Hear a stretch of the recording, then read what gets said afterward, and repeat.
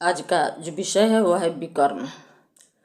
कर्म अकर्म विकर्म है, तीन भेद है कर्म, फिर सकाम निष्काम है, कठिन ज्ञान सत्कर्म। विकर्म वे कर्म विशेष है जिन्हें करने पर हम बंधन से छूटने की योग्यता प्राप्त करते हैं, उसे विकर्म कहते हैं। गुरु सेवा, सत्संग, आध्यात्मिक साधना आदि विकर्म है। इसे इस प्रकार भी समझा जा सकता है कि जो काम ईश्वर प्राप्ति के लिए हम लोग करते हैं, किया जाता है, वह विकर्म है। इसी विकर्म के विषय में कृष्ण जी गीता में बताए हैं, उसको सुनिए। यस्य सर्वे समारंभा काम संकल्पं वर्जिता, ज्ञान अग्नि दग्ध कर्माणं तमाहु पंडितं बुधा।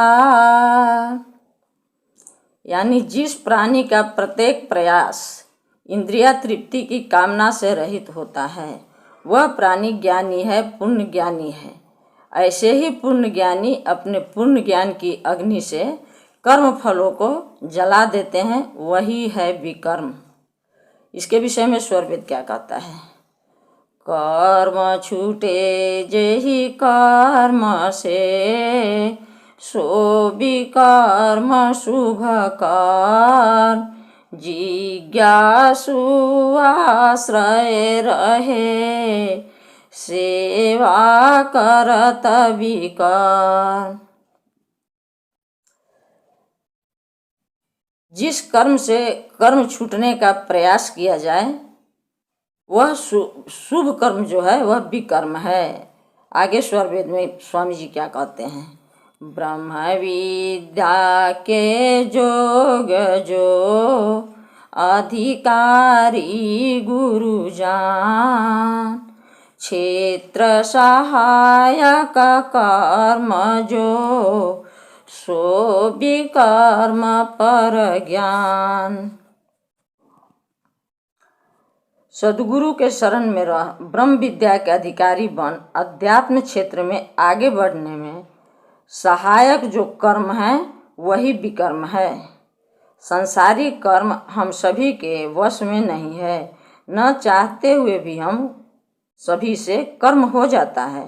तो इस कर्म के साथ साथ विकर्म अगर हम कर रहे हैं तो कर्म फल में हम सबको राहत मिलेगी। कर्म भी संसार का होता रहेगा और विकर्म भी होता रहेगा, तो कर्म का फल जो है, कर्म जो है का फल कटते जाएगा और हम लोग बंधन में नहीं पड़ेंगे। तो यह विकर्म जो है उस सद्गुरु सानिध्य में प्राप्त होता है। इसलिए हम सभी सद्गुरु खोजें।